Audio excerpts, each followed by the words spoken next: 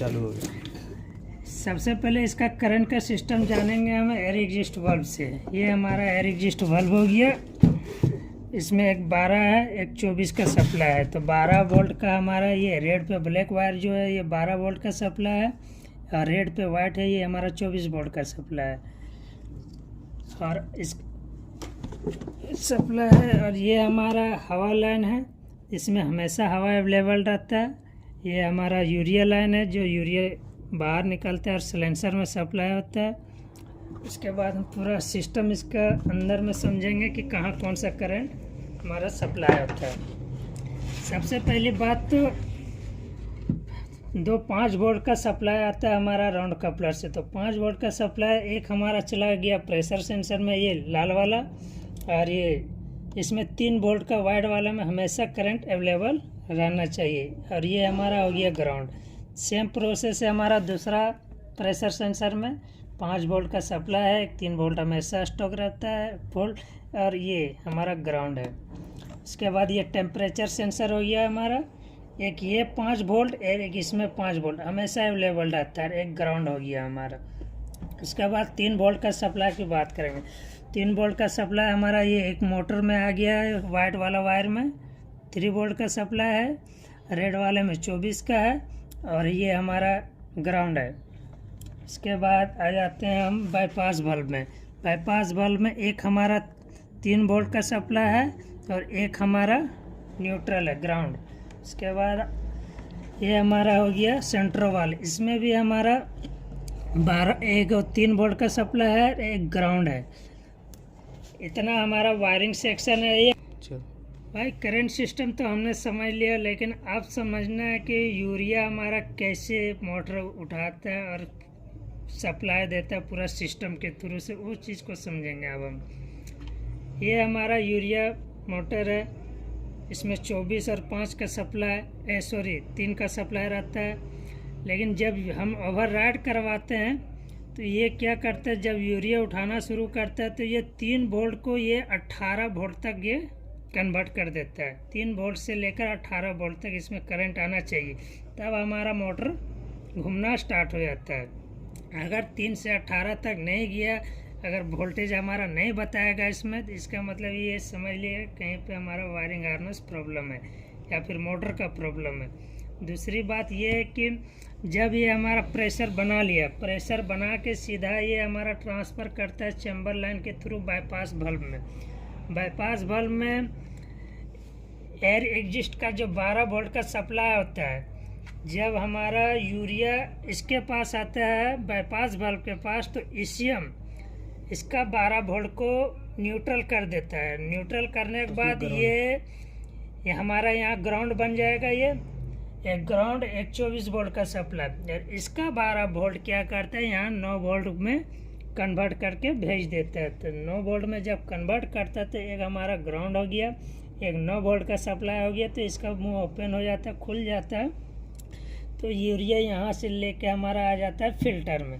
Filter के आने में बाद आ जाता है हमारा प्रेशर सेंसर में। प्रेशर सेंसर जब पूरा यूरिया प्रेशर बना लेता है अपना, तब ये सिग्नल देता है हमारा ईसीएम को, और भाई हमने यूरिया का प्रेशर हमारे पास स्टॉक हो गया, आप अपना सेंटर वाल को ओपन करवाइए। अब सेंटर वाल ओपन कब होगा, इसमें तो हमारा 3 वोल्ट का सप्लाई है।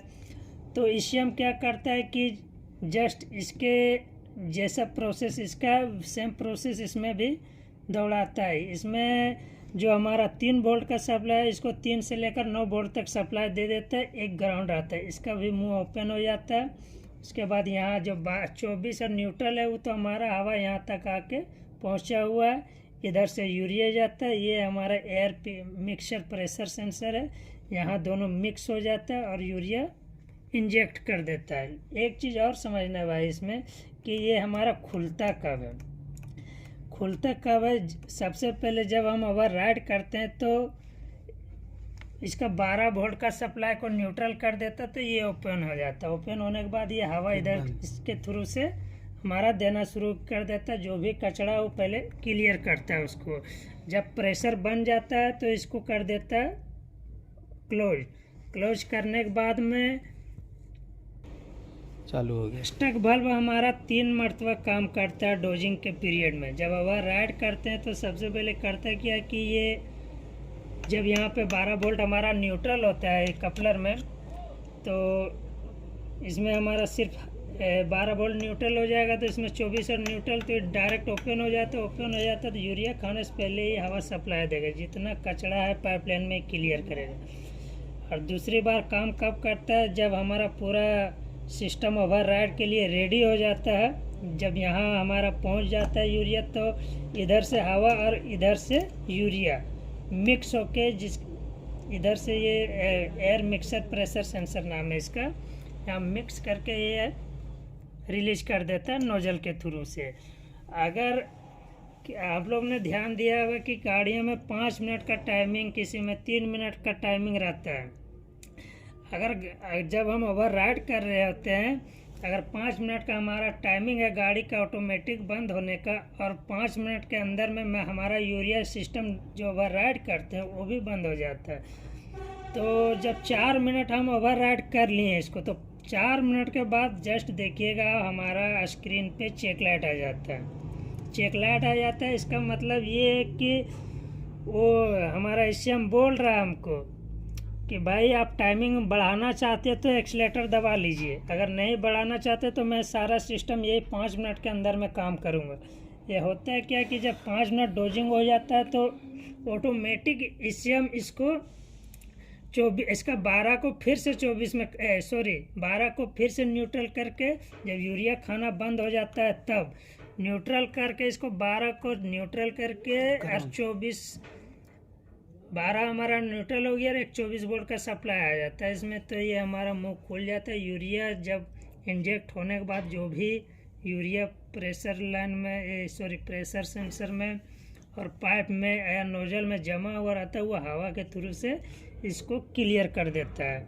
उसके बाद ये ऑटोमेटिक अपना काम करना बंद कर देता है। ये 5 मिनट का टाइमिंग का है भाई। अगर 5 मिनट से ज़्यादा आप देखना चाहते हैं इस प्रोसेस को, तो एक बार एक्सीलेटर को 4 मिनट या 5 मिनट से पहले दबा दीजिए, तो भी वो अपना सिस्टम से ही काम करेगा। फुल्ली ओवर राइड हो लेगा, ऑटोमेटिक सारा सिस्टम काम करता है उस समय। और अगर नहीं तो फिर 5 मिनट के अंदर ही करना है तो भी काम करते हैं वैसे ही, कोई दिक्कत नहीं है उसमें। इसका सारा सिस्टम यही है।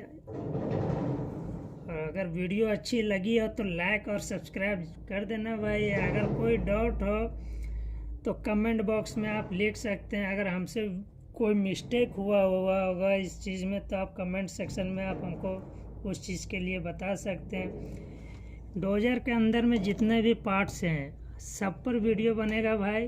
किस चीज़ पर आप वीडियो देखना चाहते हैं, पूरा सिस्टम समझना चाहते हैं, कमेंट बॉक्स में कमेंट ज़रूर करें। वीडियो अच्छी लगी हो तो भी कमेंट करें, ना लगे हो तो भी कमेंट करें। कमेंट ज़रूर करें भाई, कमेंट करेंगे तभी तो वीडियो बनाने में मज़ा आएगा। Thank you.